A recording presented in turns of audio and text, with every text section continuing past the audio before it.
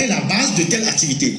Cela devrait être le mieux de ce projet. Malheureusement, les exploitants des terres qu'on a rencontrés demeurent encore soumis aux aléas du climat, c'est-à-dire de la pluie. Donc aujourd'hui, les gens qui sont à Djagbé là-bas dans la plaine attendent que la pluie tombe avant qu'ils ne cultivent le riz. C'est ainsi qu'aujourd'hui les agriculteurs vivent un calvaire et ne savent pas encore d'où leur viendra le secours. Pour la simple raison que la saison des pluies a été plutôt brève. Sur le site, la retenue d'eau, donc il devait avoir une retenue d'eau pour faire l'irrigation. La retenue d'eau censée être la source d'irrigation des cultures est totalement ensablée. C'est-à-dire la retenue d'eau qu'ils ont creusée, qui doit servir à irriguer les terres cultivables, est totalement ensablée. Donc elle n'arrive plus à stocker de l'eau.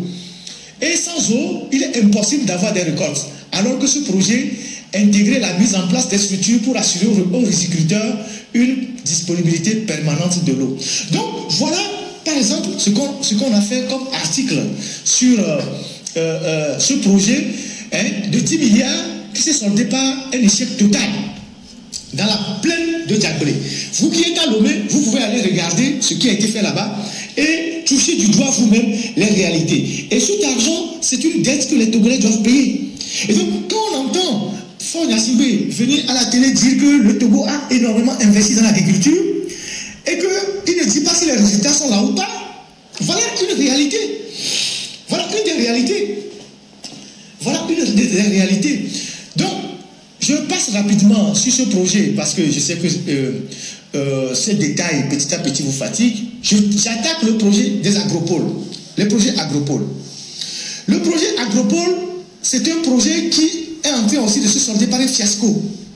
C'est un projet qui est accompagné par la BAD, la Banque africaine de développement, et la BOAD.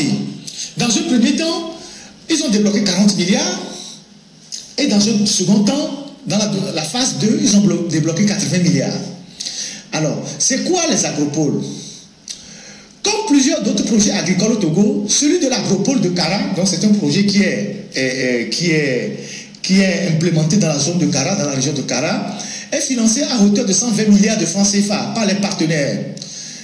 Donc, la BAD et la BOAD. La phase 1 de ce projet, financée à 40 milliards de francs selon les informations. La phase 2 de ce projet, qui devrait transformer significativement le visage de certaines villes de la région de Kara et qui s'est révélé être un fiasco, a été financé à hauteur de 80 milliards toujours par les mêmes partenaires. Le projet a démarré en 2019, après avoir été approuvé par les partenaires. La BAD et la BOAD en 2018.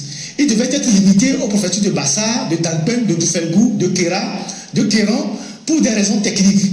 Mais pour des raisons politiques, écoutez très bien, c'est-à-dire, dans la phase technique du projet, ils ont limité le projet aux préfectures de Bassa, de Dankpen, de Doufelgou et de Kéran.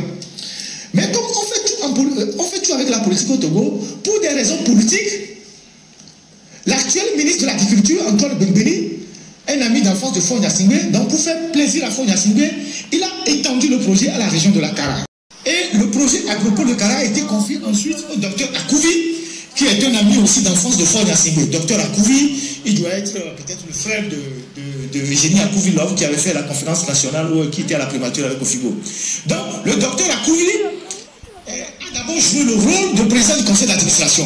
Pendant que Batana était le directeur de projet, lui, il était le PCA. Quand Batana est décédé, lui, il a pris maintenant le projet. C'est un ami de Faure Gnassingbé, un ami d'enfance de Faure Gnassingbé. Il n'a pas pu faire grand-chose dans le projet, passant tout son temps à se tirailler avec le personnel, à faire des voyages, à faire des dépenses, sans véritablement impacter le terrain. Donc, après, le ministre Antoine Bengbeni le dépossède du projet. Il dépossède monsieur à cause du projet et le confie à Ali Tagba, un autre corrompu, mafieux. Je vais vous dire pourquoi. Ali Tagba, qui est déjà coordinateur de PAPV, c'est un prédateur financier qui a été précédemment, depuis les années 2012-2013, le directeur de la NADEB. C'est eux qui ont construit les marchés façon du développement à la base, dans lequel Mme Victoire Tomega a injecté des milliards pour construire des hangars. C'est ce monsieur Ali Tagba qui était le DG de la NADEB à l'époque. Quand ils ont fini de brasser les milliards dans la NADEB, ils ont détruit ce qu'ils pouvaient faire. Il est maintenant le coordonnateur du PAPV. Le PAPV, c'est quoi le PAPV? Le PAPV, c'est le programme d'appui aux populations vulnérables. qui est logé à la présidence. Donc, le PCA du PAPV, c'est un certain Diani, un repris de justice que les bailleurs de fonds n'ont pas souhaité avoir sur le projet, mais on l'a imposé.